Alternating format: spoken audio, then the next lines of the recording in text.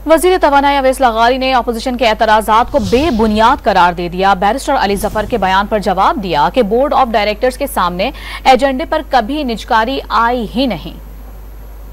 Member ने फरमाया कि ये लॉ बनने के बाद board of the directors form हुए थे, ये गलत बात है। Board of directors companies ordinance का जो कानून था उस वक़्त SOE लॉ इन प्लेस नहीं था, उस वक़्त ये फॉर्म हुए थे बोर्ड ऑफ द डायरेक्टर्स। दूसरी बात, बोर्ड ऑफ द डायरेक्टर्स के सामने अब वो भी उन्होंने फरमाया कि प्राइवेटाइजेशन ये लोग जल्दी में करना चाहते थे, उन्होंने बोर्ड ऑफ डायरेक्टर्स को भेज दिया।